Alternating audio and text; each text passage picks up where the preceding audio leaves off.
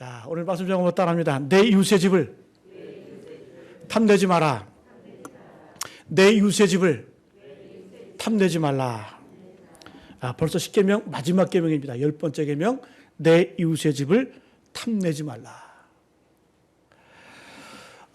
10번째 계명인데 우리 8번째 계명하고 비슷하죠, 그죠? 8번째 계명이 뭐였습니까? 도둑질하지 말라. 10번째 계명은 내 이웃의 집을 탐하지 말라. 탐내지 말라. 굉장히 연관성이 있지만 그러나 초점이 달라요. 왜 초점이 다르냐? 도둑질하지 말라는 이미 행동으로 옮겨진 죄에 대한 그러한 이야기죠, 그죠? 그러나 탐내지 말라는 죄로 아직 옮겨지기 이전에 마음의 문제를 말합니다. 탐하지 말라. 탐하지 말라. 그래서 이 10번째 계명을 주신 목적이 뭐냐 하면, 여러분 우리가 6번째 계명부터 한번 보세요. 살인하지 말라, 간음하지 말라, 도둑질하지 말라, 내 이웃에 대해 거짓 증거하지 말라. 다 뭡니까? 이미 행동으로 옮겨진 죄예요. 그러나 10번째 계명은 탐하지 말라. 이미 마음 가운데 죄의 뿌리가 있다는 거예요. 그래서 마음을 잘 단도하고 다스리게 되면 나머지 계명들을 잘 지킬 수 있다. 마지막 결론적으로 해주는 말씀이 바로 10번째 계명입니다. 왜 이렇게 마음의 문제를 십계명 마지막에 언급하고 있을까요? 죄의 뿌리는 마음에 있기 때문에 그래요. 마음으로부터 죄가 시작되면 그렇습니다. 사람들이 이야기하기를 우리의 이 죄가 마음에서 시작해서 행동에 이르기까지 4단계가 있다고 말을 합니다. 첫 번째는 오늘 말씀처럼 남의 아내나 소나 낙이나 남종이나 여종이나 이런 소유욕, 탐하는 마음이 생기는 단계, 마음이 일어나는 단계, 견물생심, 이런 단계가 있다는 거예요. 두 번째는 이 소유하고자 하는 소유욕이 사라지지 않고, 탐하는 마음이 사라지지 않고 지속적으로 갈망하는 마음이 있어요. 그렇지 않겠어요? 우리가 한번 딱 어떤 것을 탐하게 되면 그냥 없애버리면 돼요. 그러나 그 탐하는 마음을 없애지 않고 계속해서 지속적으로 갈망하고 추구하게 되면 이 단계로 발전하게 된다는 겁니다. 세 번째는 추구하고 갈망하는 것을 끝이지 않고 어떻게 하면 그것을 소유할 수 있을까? 내가 가질 수 있을까? 계획을 세우게 됩니다. 그래서 세 번째 단계는 계획을 세우게 되는 단계로 계고, 그리고 마지막으로 이제 세운 계획을 실행으로 옮기는 단계가 마지막 단계입니다. 종합하면 처음에 마음이 일어납니다. 생깁니다. 다음에는 갈망합니다. 그리고 실행할 계획을 세웁니다. 마지막으로 실행에 옮기는 거예요. 그래서 하나님께서는 우리 이 율법을 말씀하시면서 마음의 문제를 마지막에 중요하게 언급하고 계세요. 왜? 사람들이 보는 관점과 하나님이 보는 관점이 달라요. 사무엘상 16장 7절에 보게 되면 내가 보는 것은 사람과 같지 아니하니 사람은 외모를 보거니와 나 여호와는 중심을 보느니라. 우리 사람들은 주로 뭘 봅니까? 외적으로 드러난 것, 결과, 행동, 이걸 보죠. 그죠? 여러분, 우리 사회적으로 이 법이 뭘 규정하는 거예요? 이미 일어난 죄, 범죄에 대해서 규정하고 또 형벌을 가하는 게 사회법 아닙니까? 그러나 하나님의 법은 달라요. 하나님께서는 그 행동 이전의 마음을 들여다보고 계시다는 거죠. 그래서 우리가 어떤 죄를 지을 때 이미 마음으로도 죄를 졌기 때문에 이 죄가 자라고 확장되어서 행동으로 옮겨진다는 거예요. 그래서 하나님은 중심, 그 마음을 보십니다. 여러분, 내 이웃의 집을 탐내지 말라, 탐하지 말라. 이 탐하다라는 이 히브리어는 하바다라는 이 표현인데 이런 뜻이 있습니다. 내 마음속 깊은 곳에 자꾸 그것을 욕심을 내서 소유하려고 하는 욕망, 끝도 없고 밑도 없는 욕망을 말합니다. 여러분, 무저갱이라는 말 들어도 무저갱. 성경이 지옥의 별명이 무저갱이에요. 무저갱. 한자로 무저갱 무슨 뜻입니까? 없을 무자에다가 아래 저자에다가 갱도 할 때 갱이죠. 그죠? 끝도 없고 밑도 없는 그런 갱도가 바로 무저갱이에요. 무저갱. 우리 마음이 그렇다요. 우리가 탐하게 되면 이 탐하고 소유하고자 이 욕구가 끝이 없다는 겁니다. 그래서 성경은 마지막 10번째 십계명에서 뭐라고 말씀하는 거예요?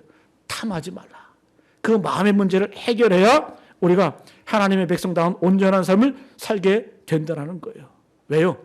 이 탐욕은 그대로 멈춰져 있지 않아요. 죄라고 하는 것은 두 가지 특징이 있어요.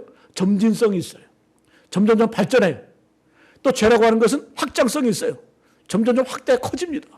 그래서 마음부터 다스릴 것을 오늘 하나님께서는 십계명의 말씀으로 해주고 계시다라는 거예요. 자, 그래서 이 구체적으로 왜 남의 것을 우리가 탐하지 말아야 될까? 한번 따라해 봅니다. 남의 것을 탐하는 사람은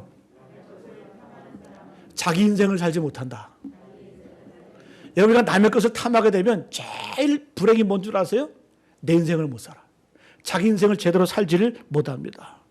여러분이 욕심, 탐심의 문제는 기독교에서만 가르치는 게 아니에요. 불교에서도 이 세 가지 독, 삼독을 이야기합니다. 세 가지 해악, 악독, 탐, 진, 치. 탐은 탐내는 것, 진은 분대는 것, 화내는 것, 치, 어리석음. 그래서 이 세 가지 독을 깨우쳐야 사람이 제대로 성장을 하고 또 올바른 삶을 살 수 있다고 얘기합니다. 제일 먼저 나오는 게 뭐예요? 탐. 이 탐을 불교에서도 가장 큰 죄악으로 여깁니다. 여러분, 탐욕을 쉽게 표현하면 뭘까요? 탐욕은 하나님이 내게 주신 것 말고 다른 것을 추구하는 것, 욕심을 가지고 추구하는 것은 바로 탐욕이라는 거예요. 여러분, 내게 주지 않은 자리 탐해보세요. 불상사가 생겨요. 내게 주지 않은 사람을 탐해보세요. 문제가 생깁니다. 내게 주지 않은 돈을 갖고자 해보세요. 반드시 문제가 생기는 거예요. 그래서 탐욕의 가장 큰 문제는 뭐냐? 내 인생을 살지 못해요. 남 바라보다가, 남 쳐다보다가. 그래서 이것을 긍정적으로 바꾸어 이야기하면 하나님이 내게 주신 것, 내 인생을 살문하는 거예요. 어떻게? I am who I am. 나는 나다. 여러분, 모세가 하나님의 불을 받을 때 모세가 하나님이 누군지 몰랐어요. 묻죠, 모세가 하나님께. 당신 누구십니까? 왜 나를 부르십니까? 그때 하나님이 나는 뭐라고 말씀해요? I am who I am.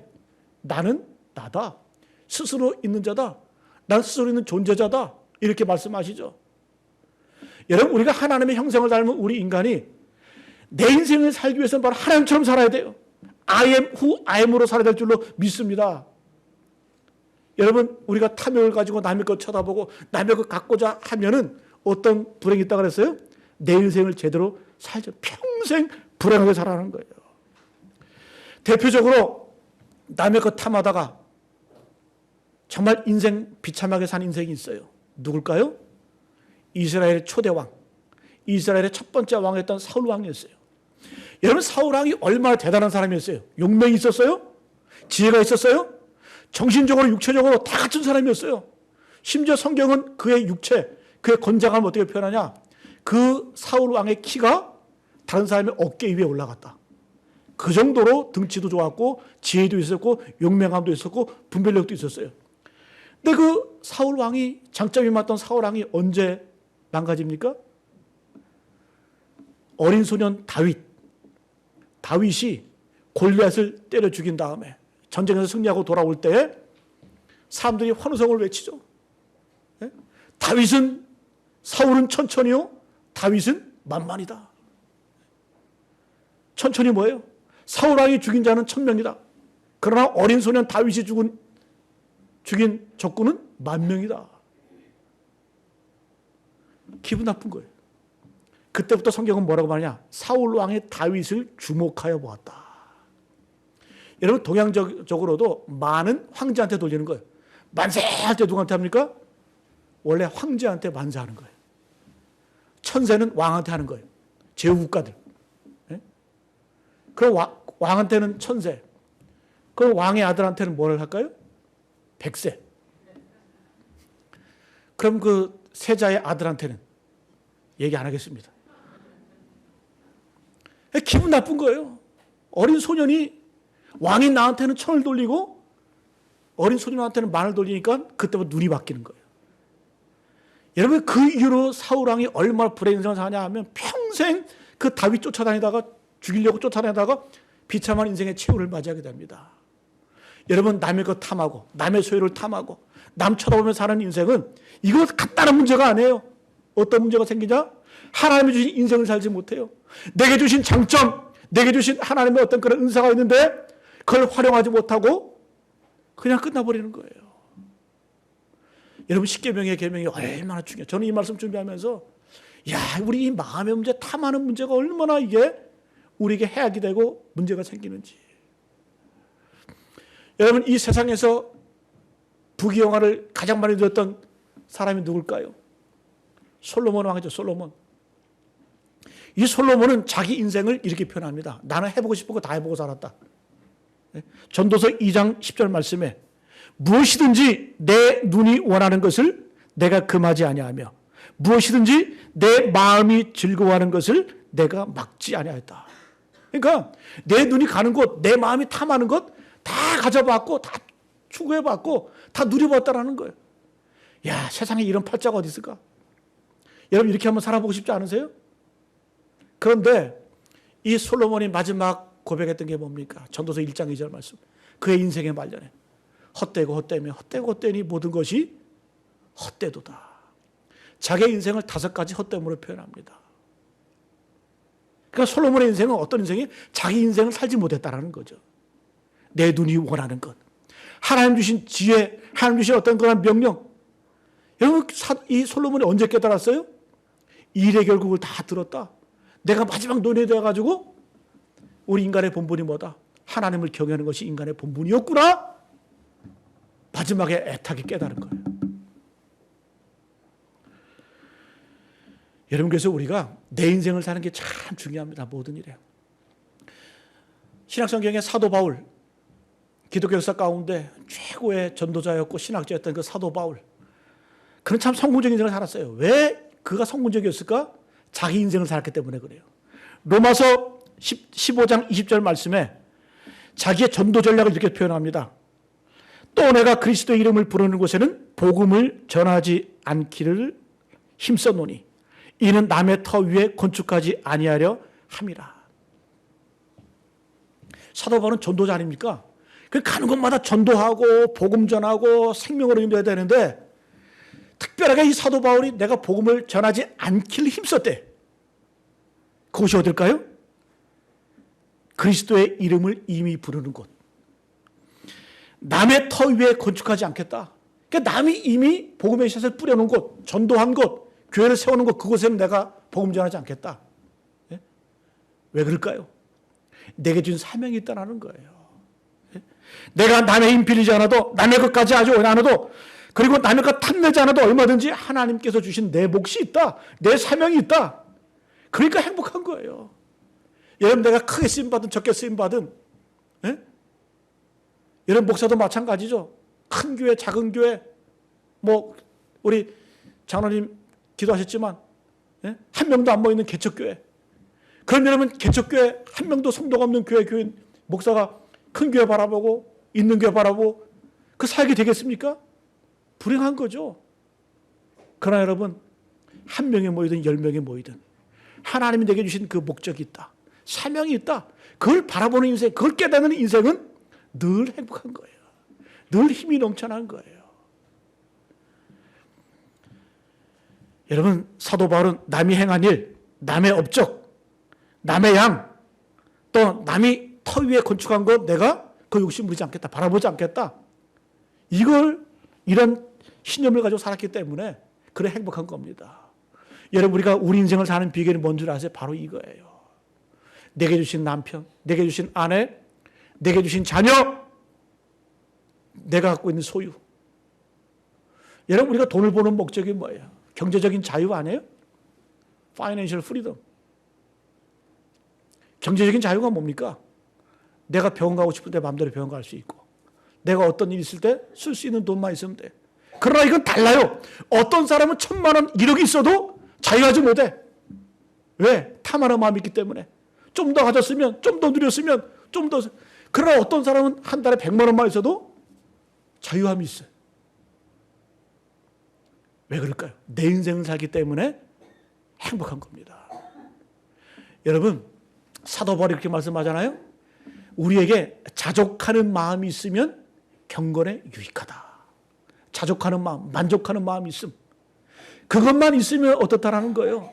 내 인생이 행복할 수 있다라는 거예요.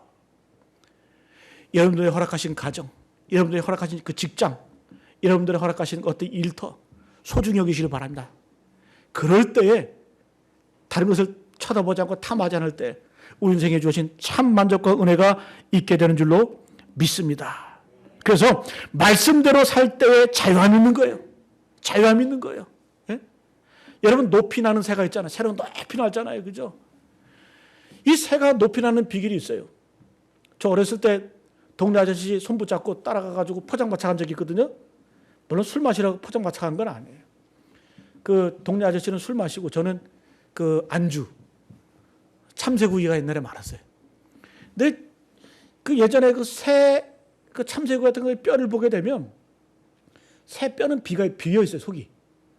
무슨 골다공증 걸림처럼 뼈가 이렇게 드문드문하고 그 속이 비어 있습니다. 왜 그럴까요? 새는 높이 날기 위해서 뼛속까지 비우는 거예요. 뼛속까지 가볍게 하는 거예요. 그게 뭐다? 오늘 고린도서에서 3장 5절 말씀에 땅에 있는 것들을 죽이라. 예? 가볍게 하라는 거예요. 떨쳐내버리라. 특별히 탐하는 마음, 음란, 부정, 사욕, 악한 정욕, 탐심 이런 것들 가볍게 할 때 우리가 믿음의 성장을 이룰 수 있다는 겁니다. 여러분 여기서 말하는 음란이란 뭘까요? 음란.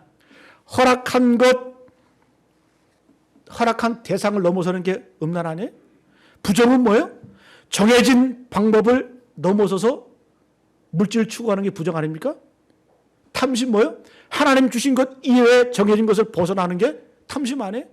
그러니까 여러분 탐심은 탐심 그대로가 머물러 있는 것이 아니라 계속해서 우리를 하여금 불행하게 만들고 그러면서 우리 인생을 살지 못하게 됩니다. 그래서 마귀가 우리에게 계속 집어넣는 게 뭐예요? 남 쳐다보게 만들고 예? 또 부러워하게 만들고 그래서 사탄 마귀가 우리를 끊임없이 요구합니다. 비교하게 만들어요. 탐하게 만들어요. 비교는 좋지 않다 그랬죠? 모든 비교는 좋지 않아요. 내가 항상 나보다 나은 사람과 비교하면 자존감이 떨어져요. 그리고 나와 비슷한 사람과 비교하잖아요? 인생이 피곤해. 고단해요. 그럼 나보다 못한 사람과 비교하잖아요? 교만해져요. 예? 안하무인이 되는 거예요. 비교, 탐하는 거 좋지가 않습니다. 그래서 여러분 사도 바울이 얘기한 게 뭐예요? 탐심은 우상숭배다. 우리 인생을 살아라. 여러분 그래서 우리가 우리 인생을 사는 비결이 바로 탐하자. 여러분 잘 한번 되돌아보세요. 내가 신앙생활 20년 30년 해도 왜 변함이 없을까? 왜 그대로일까? 이것 때문에 그래요. 탐하는 것 때문에 그래요. 여전히 내가 20년 30년을 믿어도 하나님의 자녀가 되었다 할지라도 내 생각은 세상의 방식대로 살아. 여전히 세상 사람들이 부러워하는 거 부러워하고 여전히 세상 사람들이 탐하는 거 탐하고 예?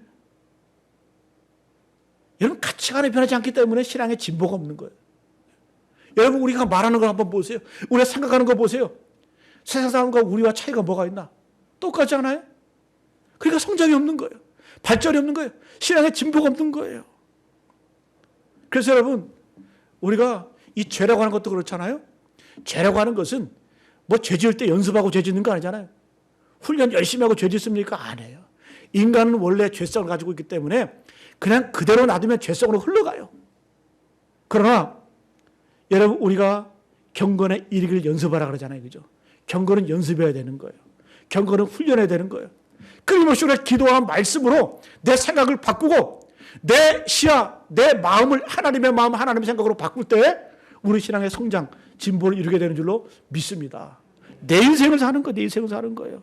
그래서 탐심을 버리면 자유함이 있는 거예요. 여러분 불행하게 살고 싶으면 딱 두 가지만 하세요. 더 좋은 거, 더 화려한 거, 더 큰 거 추구하고 사세요. 그럼 불행해져요. 반드시.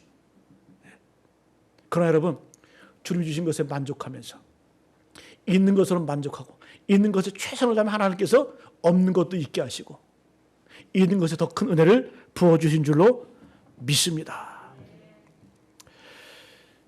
제가 예전에 한번 말씀드린 것 같은데 그녀를 믿지 마세요. 영화 있죠? 그죠? 2004년도에 그 강동원, 김하늘 주연. 그 김하늘이 사기꾼으로 나오잖아요. 그죠? 근데 그 사기꾼, 저는 그 대사 하나가 참 생각이 나더라고요. 어떤 대사가 있었냐면 사람의 욕심을 알면 그 사람의 욕심을 알면 충분히 사기칠 수 있다. 여러분, 우리가 왜 사기당해요? 순진한 사람이 사기당할까요? 우리 그렇게 생각하죠. 착한 사람이 사기당한다.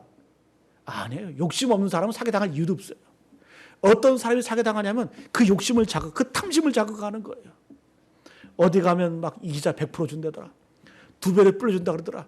여러분, 세상에 그런 게 어디 있습니까? 그럼 지가 다 하지. 누가 알려주겠어요? 그 좋은 걸? 우리 욕심, 탐심을 자극해서 사기치는 거예요. 그래서 우리 신앙인들이 자유할 수 있는 그 비결은 뭐냐? 진리 안에서 자유할 수 있는 겁니다. 하나님이 내게 주신 그 분복, 하나님이 내게 주신 그 사명, 그것에 대해 최선을 다할 때 우리 삶에 큰 능력이 임하게 될 줄로 믿습니다. 그래서 탐심을 버리면 참된 자유함이 있다. 이것이 십계명의 마지막 정신입니다. 할렐루야. 여러분, 예수님도 말씀하셨잖아요. 너희가 진리를 알지니 진리가 너희를 자유롭게 하리라. 어떤 분들은 예수 믿으면서 불편해하는 분이 계세요. 이것도 못하고 저것도 못하고. 여러분, 불편하라고 예수 믿습니까? 우리가 참 자유는 진리 안에서 누리는 거예요. 오늘 여러분, 안식일 이 계명도 한번, 십계명 계명도 한번 보세요. 우리가 한 가지 잘 지키면 자유할 수 있어요. 나 외에는 다른 신들을 내게 두지 말라. 우리가 하나님 한 분만 잘 섬기면 이 세상의 모든 우상에서 자유할 수 있어요. 그죠? 이것은 우리의 자유함입니다. 하나님 한 분만 열심히 잘 섬기면 다른 우상, 잡신, 귀신들에 우리가 자유할 수 있는 거예요. 하나님께서 에덴 동산에서 아담과 하와를 창조하신 다음에 다른 거 다 만들어 놓으시고 다 먹어도 돼, 다 누려도 돼, 다 가져도 돼. 그러나 생명나무, 그 선악을 알게 하는 나무는 먹으면 안 돼. 근데 우리는 자꾸 뭐에 집중해요? 하지 말라는 것만 집중하는 거예요. 하나님 이거 먹지 말라 그랬지? 그것만 바라봐요. 인간의 본성이 왜 그런지, 그죠? 하지 말라는 것만 바라보게 돼 있어요. 그러나 그것만 안 하면 다른 것들이 다 가질 수 있고 소유할 수 있고 누릴 수 있는데 우리의 눈, 우리의 마음, 우리의 귀는 거기를 향한다는 거죠. 그 십계명은, 이 계명들은 그냥 우리를 올가매기 위해서, 귀찮게 하기 위해서 주신 것이 아니에요. 자유하게 하기 위해서, 참된 행복이 무엇인지, 참된 인간이 무엇인지, 그래서 우리로 하여금 살게 하기 위해서, 누리기 위해서 우리에게 주신 줄로 믿습니다.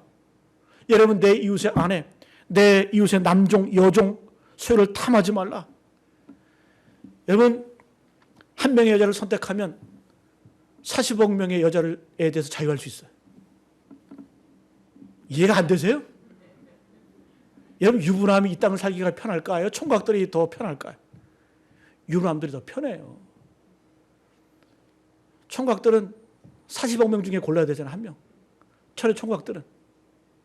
근데 유부남들은 어때요? 그냥 자유함이 있잖아요. 그죠? 뭐 세월이 지나면 의리로 살지만. 그죠? 여러분, 우리가 잠깐 관점을 바꿔야 돼요. 우리는 자꾸 뭐에만 집중해? 하나님이 금한 것, 하나님이 하지 말라고 한 것. 그러나 여러분, 이건 자유함이에요.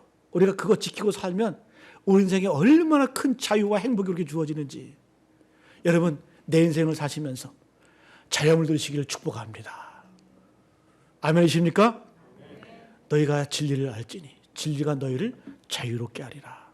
두 번째, 한번 따라하면, 탐심은 우상숭배다. 탐심은 우상숭배예요. 여러분, 우상숭배가 왜 중요하냐? 하나님이 가장 싫어하는 게 우상숭배예요. 왜? 우상은 실체가 없는 거예요. 본질이 없는 거예요. 허상이에요.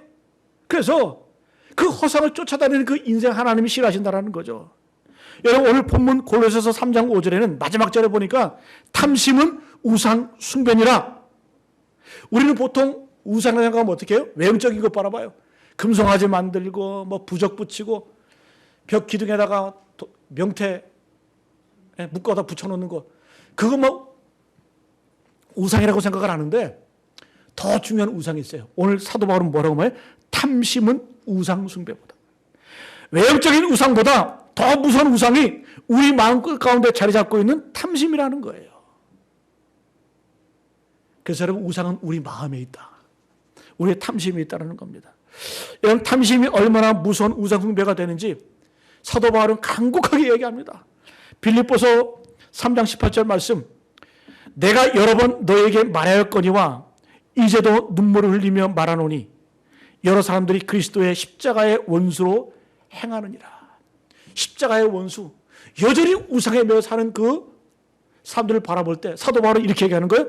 내가 여러 번 말했다. 내가 여러 번 말했다. 이제도 눈물을 흘리면서 말한다.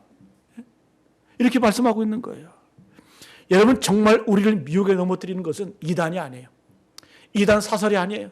뭘까요? 우리 마음에 있는 탐심이라는 거죠. 그것이 바로 우리를 무너뜨리는 겁니다. 우리가 이 탐심에 넘어갈 때 우리는 부지불식간에 우상 숭배하며 살 수 있다는 겁니다. 여러분, 보이는 우상은 이겨내기가 쉬워요. 금송아지 보이고 성황당 보이고 다 보이잖아요. 눈에. 그러나 보이지 않는 이 탐심이라고 하는 것들은 참 우리가 구분하기도 힘들고 이겨내기가 힘들다는 겁니다. 그럼 무엇으로 점검할까? 말씀으로 점검해야 됩니다. 저는 우리가 탐심을 구별할 수 있는 두 가지 방법 소개하고자 합니다. 탐심이 무엇인지 잘 보여주는 구약의 사건이 민수기 11장의 사건이에요. 여러분, 창세기, 출애굽기, 레위기, 민수기라는 책은 어떤 책이냐면 이스라엘 백성들이 출애굽한 이후에 광야 생활을 하는 그 내용이에요. 근데 민수기 11장에서는 어떤 사건이 일어나냐? 하나님께서 이스라엘 백성들이 먹을 것이 없을 때 하늘에서 만나를 내려주세요. 그걸 먹는 거예요. 또 고기를 먹고 싶다고 할 때 메추라기 떼를 바람으로 옮기셔가지고 고기를 먹게 하세요. 여러분, 맛있는 것도 하루 이틀이지. 그죠? 만나를 하루도 아니고 40일 동안 먹으니까 얼마나 지겹겠어요. 얼마나 힘들겠어요. 여러분, 아무리 맛있는 것도 두 끼, 세 끼 넘어가면 먹기 힘들어요. 참 힘들어요. 그래서 이스라엘 백성들이 불평을 합니다. 민수기 11장 4절 6절 말씀. 이렇게 그들 중에 섞여 사는 다른 인종들이 탐욕을 품음에 이스라엘 자손도 다시 울며 이르되 누가 우리에게 고기를 주어 먹게 하랴. 우리가 애굽에 있을 때에는 값없이 생선과 오이와 참외와 부추와 파와 마늘들을 먹은 것이 생각나거늘 이제는 우리의 기력이 다하여 이 만나 외에는 보이는 것이 아무것도 없다 하니. 여러분, 이 말씀의 구조를 잘 봐야 돼요. 사람이 탐욕이 생기면, 탐심이 생기면 옛날과 지금을 비교해요. 옛날에 우리가 애굽에서 종살이 할 때 생선, 부추, 파, 마늘, 오이 이런 거 먹었다. 근데 이제는 만나밖에 먹을 게 없다. 여러분, 신분이 변했잖아요. 노예 생활하던 그 히브리 노예들을 하나님이 구해셔서 여러분 배고프지만 자유인이잖아요. 여러분, 이 사건을 통해서 하나님이 뭐라고 말씀하시냐? 하나님이 어떻게 말씀하시냐? 11장 10절에 보게 되면 백성의 온 종족들이 각기 자기 장막 문에서 우는 것을 모세가 들으니라. 아유, 만나 먹기 전에 막 우는 거예요. 우르니까 모세가 들었어요. 이러므로 여호와의 진노가 심히 크고 모세도 기뻐하지 아니하여. 자, 이 이스라엘 백성들이 불평하고 우는 것을 보고 하나님이 진노하셨다 그래요. 또 이스라엘 백성, 모세 지도자 모세도 기뻐하지 않았다 그래요. 자, 그럼 우리는 객관적으로 한번 봅시다. 맨날 만나만 먹고 지겨워. 다른 게 먹고 싶어. 고기도 먹고 싶고 생선도 먹고 싶고. 이거 당연한 거 아니에요? 당연한 불평 아니에요? 맨날 한 가지만 먹다가. 여러분, 이거 당연한 불평이고 당연하게 요구할 수 있는 거예요. 근데 하나님은 어떻게 하셨다? 진노하셨다 그래. 모세도 기뻐하지 아니했다. 이거 좀 오버하는 거 아니에요? 그냥 갖다 주시면 되지. 뭘 그렇게 이게 확인할 일이에요. 그러나 말씀의 의미를 한번 잘 보세요. 자, 여기 두 가지가 제기가 됩니다. 제가 4절 읽어드리면 다시 한번 그들 중에 섞여 사는 다른 인종들이 탐욕을 품음에 이스라엘 자손도 다시 울며 이르되. 누구 따라한 거예요? 처음부터 이스라엘 백성이 불평한 거 아니에요. 다른 인종들, 그 당시 출애굽할 때 이스라엘 민족만 나온 게 아니라 수많은 잡족들, 다른 민족들이 함께 나왔어요. 그런데 이 탐욕, 이 불평이 누구부터 시작됐냐? 이스라엘 백성부터 시작된 것이 아니라 함께 나온 다른 인종들이 보세요. 탐욕을 품음에 이스라엘 자손도. 그래서 여러분, 하나님이 왜 화내셨다? 단순하게 먹을 것이 없다고 해서 화내신 게 아니라, 진노하신 거 아니라 세상 풍조 따라가는 거. 하나님의 백성, 하나님의 자녀임에도 불구하고 세상 사람들 불평하는 거 똑같이 불평하고, 세상 사람들이 탐하는 거 똑같이 탐하고, 네? 똑같이 사는 것에 대해서 하나님이 싫어하신다는 거예요. 오늘 여러분 우리 삶을 점검해 보시기 바랍니다. 하나님 우리를 보시고 어떻게 언제 진노하시고 언제 화내실까? 하나님 믿은 지 내가 예수 믿은 지 20년 됐어, 30년 됐어. 그가 생각하는 것이 똑같아. 추구하는 것이 똑같아. 내가 바라는 게 똑같아. 그때 하나님이 진노 기뻐하지 않으신다는 거예요. 그래서 탐욕은 언제 나온다? 세상의 풍조를 따라갈 때, 세상의 가치관을 쫓아갈 때 하나님이 진노하시고 하나님이 기뻐하지 않으신다는 거예요. 이 말은 뭐냐? 하나님의 백성답게 살지 못할 때 이런 일이 벌어진다는 거예요. 그 중요한 요인이 뭐예요? 탐심. 두 번째는 이 만나 외에는 먹을 것이 없다. 이 이야기 가운데는 어떤 의미가 있는 거예요? 나는 하나님이 주신 것만으로는 만족하지 못하겠다. 그런 의미죠. 그죠? 그래서 탐심은 뭐다? 탐심은 두 가지예요. 첫 번째는 하나님이 주신 것 가지고 만족하지 못하는 인생은 우상숭배하는 거예요. 탐심을 부리는 거예요.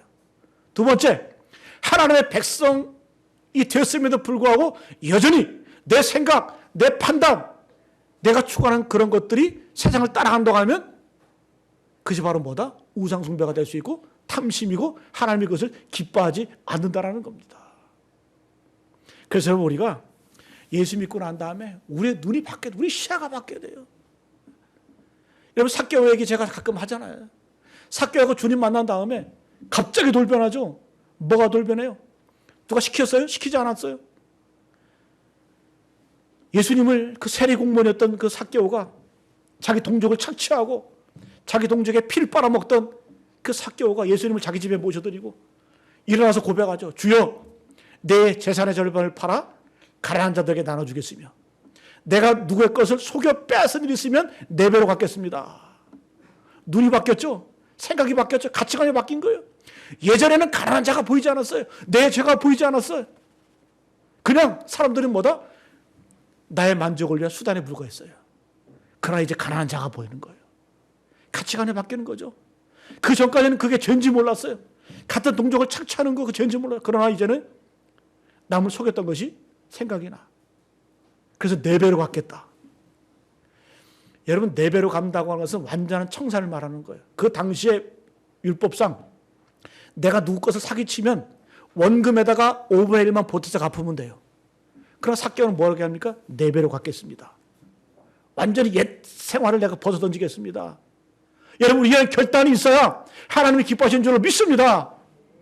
내가 지금 부족하다 할지라도 지금 당장 내가 이렇게 하지 못할도 내가 작은 일에 내 생각이 바뀌고 내 판단이 바뀌고 내 행동이 바뀔 때 우리의 삶은 점점점 잘할 수 있다는 거죠. 성장할 수 있다는 거죠. 그래서 여러분 디모데전서 6장 6절 말씀에 자족하는 마음이 있으면 경건은 큰 이익이 되느니라. 사도 바울이 얘기하는 거예요. 그래서 하나님 내게 주신 것에 만족하시기를 축복합니다. 여러분 만족하시면서 열심히 살아보세요. 하나님 더 부어주시는 거예요. 여러분 빌립보서 4장 11절 12절 말씀 사도 바울이 유명한 말씀하죠. 내가 궁핍함으로 말하는 것이 아니니라 어떤 형편에든지 나는 자족하기를 배웠노니 스스로 만족하는 법을 배웠다라는 거예요. 그래서 나는 비천에 처할 줄도 알고 풍부에 처할 줄도 알아 모든 일 곧 배부름과 배고픔과 풍부와 궁핍에도 처할 줄 아는 일체 비결을 배우느니라. 우리도 이거 배우고 싶지 않으세요? 내가 가난하든 부하든 배고프든 배가 부르든 어떤 형편에든지 내가 스스로 만족하는 법, 내가 어떤 경우에든지 내가 경건할 수 있는 그 방법, 그 비결이 뭘까? 중요한 구절이 나와요. 빌립보서 4장 13절 말씀에 내게 능력 주시는 자 안에서 내가 모든 것을 할 수 있느니라. 이 모든 비결은 내 힘으로 되는 거 아니라는 거죠. 내 스스로 만들 수 있는 것이 아니라는 거죠. 내게 능력 주시는 자 안에서 내가 모든 것을 할 수 있다. 할렐루야. 여러분 이 구절이 어디 있는 줄 아세요? 남자분들 3층 남자 화장실 들어가 보셨어요? 앉아서 고개만 들면 뭐가 있어요? 휴지는 변기에, 그 위에 이 구절이 있어요. 내게 능력 주시는 자 안에서 내가 모든 것을 할 수 있느니라. 내가 일체의 비결을 배웠다. 그 비결은 내가 생득적으로 처음부터 태어나면서 내가 갖고 것이 아니라 나는 예수님 만나고 나서 내가 배웠다. 누굴 통해서? 내게 능력 주시는 자 안에서 내가 모든 것을 할 수 있음을 내가 배웠다. 여러분, 그래서 우리가 하나님 믿어도 제대로 믿으시기 바랍니다. 선포하시길 바랍니다. 네? 성령 충만하시길 바랍니다. 기도로, 말씀으로 성령 충만할 때 내가 이런 삶을 살 수 있는 거예요. 이런 삶을 살아낼 수 있는 겁니다. 여러분, 성령 충만, 이것은 지배 개념이에요. 지배 개념. 내가 성령의 지배를 받는 거예요.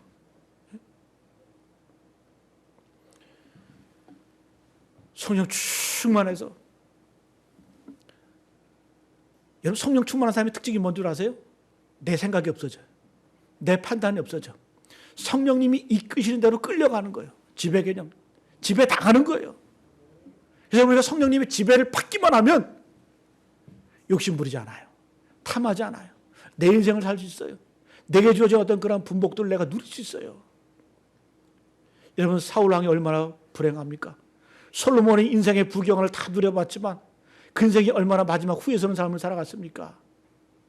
여러분, 왜 성경에 그것들을 기록하고 있을까? 그렇게 살지 말라는 거예요.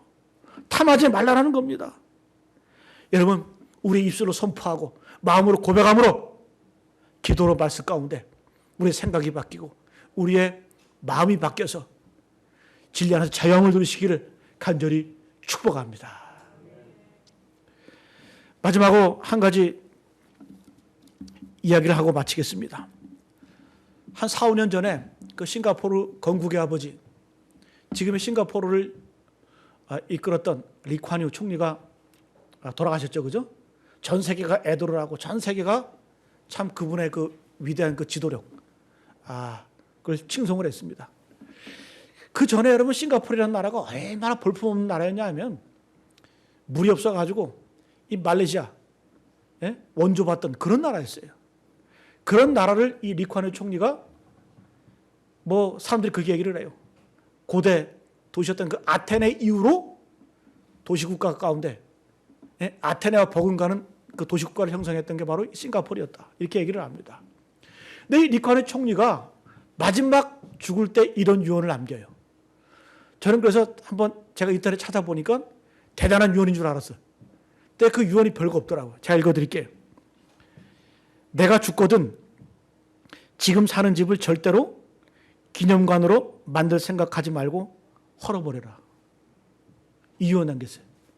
내가 죽거든 내가 지금 살고 있는 집 기념하지 마. 기념관으로 만들지 말고 헐어버려라.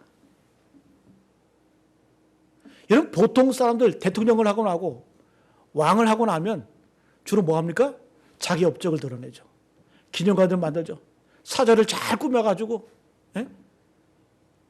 아무리 여러분 깨끗하고 하는 그런 지도자들도 하는 얘기가 뭐예요? 자기 기념해요.